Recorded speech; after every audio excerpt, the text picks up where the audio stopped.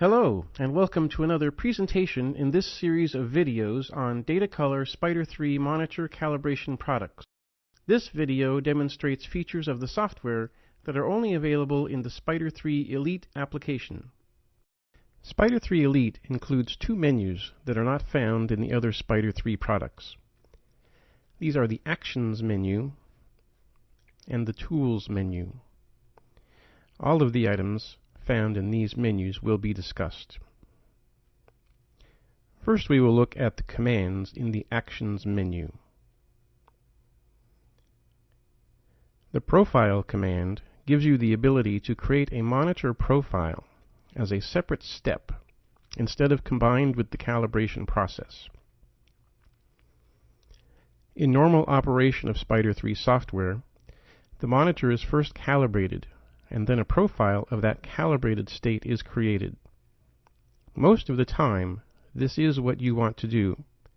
However, if you have special requirements, then the Profile command provides additional flexibility. For example, if you don't want to calibrate your monitor, you still need a profile of it so that you can use color-managed applications such as Photoshop. Using the Profile command, along with the calibration on-off commands available in Spyder3Elite, you can make a profile of the uncalibrated display. Just mark the menu item Calibration Off, and then select the Profile command from the Actions menu. The application will then remove any correction curve from the video card lookup table, measure the monitor's characteristics, and record that information into an ICC profile. That profile then will be used by color-managed applications, such as Photoshop, to correctly render images on the screen. The next item in the Actions menu is the Validate Calibration command. This gives you the ability to validate the results of calibration. That is, it is a way to measure and confirm that calibration did what you asked it to do. When the Validate command is invoked, the software will take measurements of the calibrated monitor and then compare those measurements to the target values that were used for calibration. At the end of the Validate process, a dialog will be displayed that shows how close the calibrated white point is to the target value. If a good calibration was achieved, then the measured white point of the calibrated display should be very close to the target white point value. The validation results show the difference between the measured white point and the target white point in delta E. A delta E value less than 3 is acceptable. In many cases, the white point delta E will be less than 1. A delta E of a 50% gray measurement is also shown here. This is simply informative and provides an indication of the gray balance qualities of the monitor. This delta E value is the difference between the measurement of a 50% gray sample and the target white point. Ideally, all values of gray will have the color of the target white point.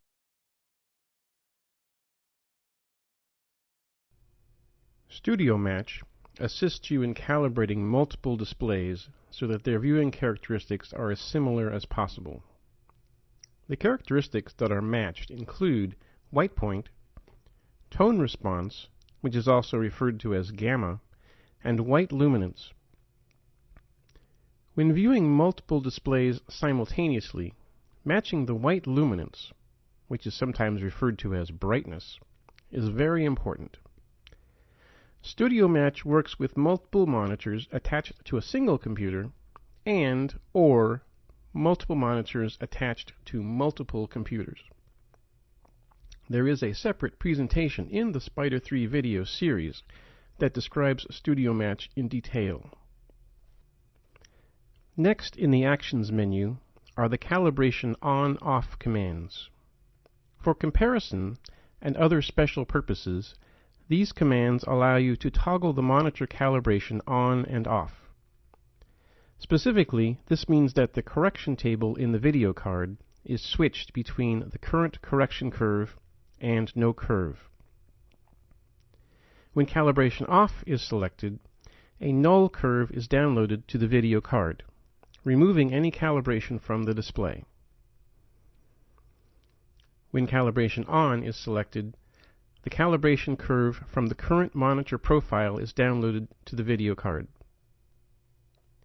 The last items available in the Actions menu are the Assistant and Expert console choices.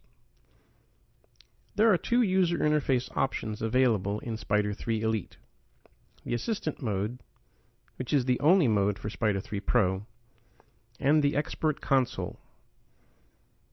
In Assistant mode, you are prompted to select one target value per screen and step through successive screens with instructions regarding each value. This interface is good for most users because they only run the software once a month or so.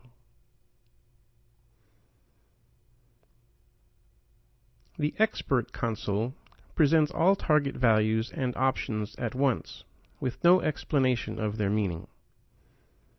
This is useful for those who are very familiar with the operation of the software and just want to quickly make some settings and proceed with calibration or other functions.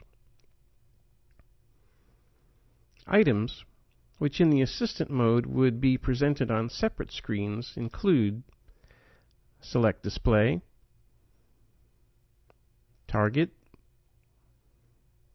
White Point, Gamma, Curve, Luminance mode,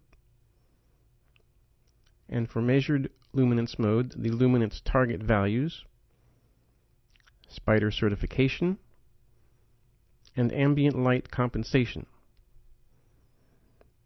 The Apply Video Calibration checkbox provides the same function as the calibration on-off items in the Actions menu. At the bottom of the window are the buttons which actually invoke operations such as Calibrate, Profile, and Check Cal. There is also a button here which allows you to take an ambient light measurement. As with all screens in the Spyder3 software, there is a Help button which provides information on the items in this screen. To exit from the Expert console, select Assistant from the Actions menu.